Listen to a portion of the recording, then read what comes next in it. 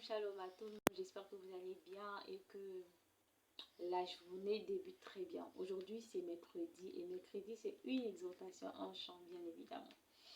Alors aujourd'hui notre exhortation de ce jour se trouve dans le livre de Marc chapitre 5, les 16 premiers versets. De quoi s'agit-il donc?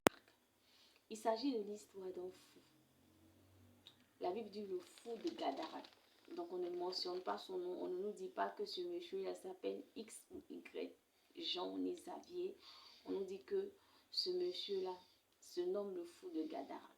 Et ce fou-là, il habitait où? Il habitait dans un cimetière pendant des années. Et la Bible dit que ce monsieur-là, auparavant, on avait lié ses pieds avec des chaînes, mais il a brisé toutes ces chaînes-là tellement qu'il avait la force.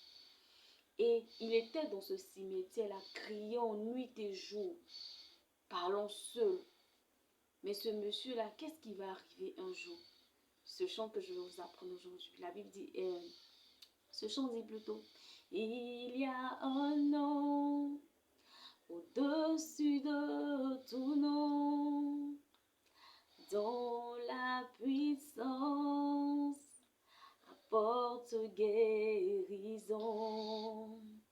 Je connais ce nom, de joie il m'a fait don, si je le chante, telle en est la raison. Oui, telle en est la raison. Et c'est ce nom-là que ce monsieur va rencontrer ce jour-là.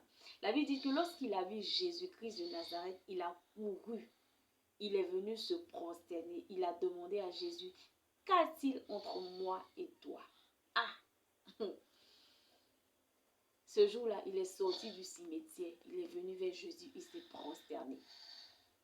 Parce qu'il a vu que celui qui était en face de lui était puissant que toute autre chose. Celui qui était en face de lui était le Dieu tout-puissant. Et Dieu, qu'est-ce qu'il va faire? Jésus, fils de Dieu, va faire quoi? Il va délivrer ce monsieur-là. Parce que ce monsieur-là, il n'était pas comme ça à cause de lui-même, mais ce sont des esprits légions qu'il avait possédés. Et il va délivrer ce monsieur-là. Et lorsqu'il va finir de faire la délivrance de ce monsieur-là, des gens qui vont entendre parler de ce qui s'est passé vont venir voir ce monsieur-là qui était assis, bien, tout conscient.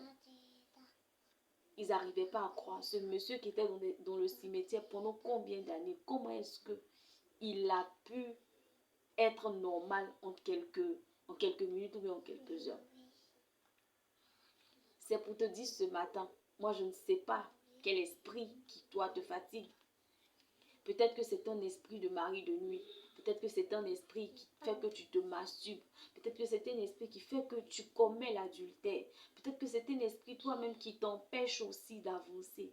Qui fait que tu es bloqué partout.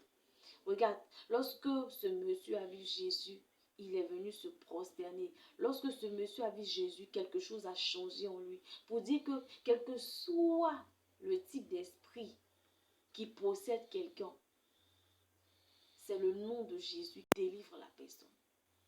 De la force dans le nom de Jésus, de la puissance. De la puissance dans le nom de Jésus. Si je le chante, telle en est la raison. De la force, de la puissance dans le nom de Jésus. Je suis venue t'annoncer ce matin que quel que soit l'esprit, il y a beaucoup d'esprits, mais celui qui est au-dessus de tous ces esprits-là, qui est le Saint-Esprit, qui connaît toutes choses, qui voit toutes choses, lorsqu'il est dans un lieu, tout fait silence et tout disparaît. N'importe quel nom disparaît. Donc je ne sais pas le nom de l'esprit qui te fatigue, mais je suis venue te dire que l'esprit qui te fatigue, qui a un nom, Dieu est capable de te délivrer de cet esprit-là.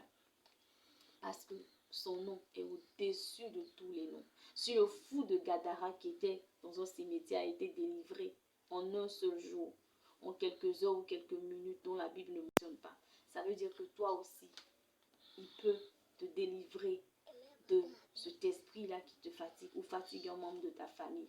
Donc, passe un très bon mercredi. Je ne veux pas être longue. Et que le Seigneur te bénisse depuis ta position. À jeudi, motivation. Bye bye.